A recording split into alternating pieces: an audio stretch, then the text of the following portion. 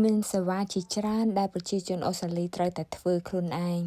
ហើយក្នុងនោះក៏មានការលាងឡានផងដែរអញ្ចឹងថ្ងៃនេះខ្ញុំជូននាំអ្នកទាំងអស់គ្នាមើលការលាងឡាននៅក្នុងប្រទេសអូស្ត្រាលីភាគច្រើនការលាងឡានគាត់អត់ធ្វើនៅផ្ទះទេគឺធ្វើនៅកន្លែងលាងឡានហើយការលាងឡាននេះគឺយើងត្រូវធ្វើខ្លួនឯងដោយប្រើកាក់ជាដំបូងយើងដូរលុយយកកាក់ហើយយកកាក់មកដាក់ចូលដើម្បីបានរបស់ដែលយើងត្រូវប្រើដើម្បីលាងឡានហើយការលាងឡាននេះគឺវាមានជាដំណាក់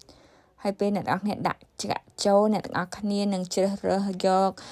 ប្រភេទដែលអ្នកទាំងអស់គ្នាចង់លាងដូចជាតង់ទី1គឺអ្នកទាំងអស់គ្នាត្រូវលាងសម្អាតឡានជាមុនសិនជាមួយទឹកធម្មតាហើយការលាងសម្អាតទឹកធម្មតានេះគឺដើម្បីឲ្យជ្រះធូលីដីជាមុននឹងអ្នកទាំងអស់គ្នាសម្អាតជាមួយសាប៊ូហើយក្រោយអ្នកទាំងអស់គ្នាលាងជម្រះធូលីដីចេញហើយគឺអ្នកទាំងអស់គ្នាត្រូវធ្វើការដាក់កាក់ម្ដងទៀតហើយដាក់កាក់ម្ដងហ្នឹងអ្នកទាំងអស់គ្នានឹងជ្រើសរើសជាប្រភេទសាប៊ូហើយសាប៊ូនេះគឺមានពណ៌ដូចឥន្ធនូគឺធ្វើអញ្ចឹងដើម្បីឲ្យការលាងឡានវាកាន់តែសប្បាយជាងមុនសូម្បីតែកូនប្រុសខ្ញុំឲ្យតែមកលាងឡានម្ដងគឺគាត់សប្បាយនឹងមើលឥន្ធនូនឹងមែនតើគឺគាត់តែងតែសុំប៉ារបស់គាត់នឹងចាញ់មកដើម្បីគាត់ជួយលាងឡានអញ្ចឹងការប្រើសាប៊ូពណ៌អញ្ចឹងគឺដើម្បីឲ្យអ្នកលាងឡានគាត់មានការសប្បាយចិត្តជាងមុនកុំឲ្យវាមានភាពសោះកក្រោះពេលលាងឡានហើយបន្ទាប់ពីអ្នកទាំងអស់គ្នាលាងជាមួយសាប៊ូដុសជាមួយសាប៊ូហើយអ្នកទាំងអស់គ្នានឹងដាក់កាក់ម្ដងទៀតដើម្បីយកច្រាសយកមកដុស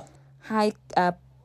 ឈើបោះដែលដុសនឹងឡានហ្នឹងគឺវាទន់មែនតើអ្នកទាំងអស់គ្នាប្រកាសជាឆ្ងល់ថាហេតុអីអត់មានកម្មករលាងឡាននៅនេះបើសិនជាអ្នកទាំងអស់គ្នាជួលកម្មករគឺ1ម៉ោង$25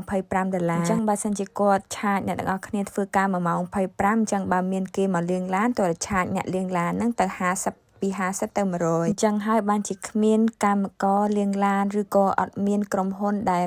ជួលមនុស្សមកលាងឡាននោះទេហើយពេលខ្លះមានដែរប៉ុន្តែថ្លៃមែនតើដំណាក់កាលនីមួយត្រូវតែមានកាក់បើសិនជាអត់មានកាក់ទេអ្នកទាំងអស់គ្នាមិនអាចយកចេញបានទេហើយឥឡូវខ្ញុំចង់ដឹងថាកម្មករខ្ញុំលាងសម្អាតជ្រះអត់ខ្ញុំយកដៃមកមើលដើម្បីឲ្យដឹងថាកម្មករខ្ញុំគាត់ធ្វើការបានល្អ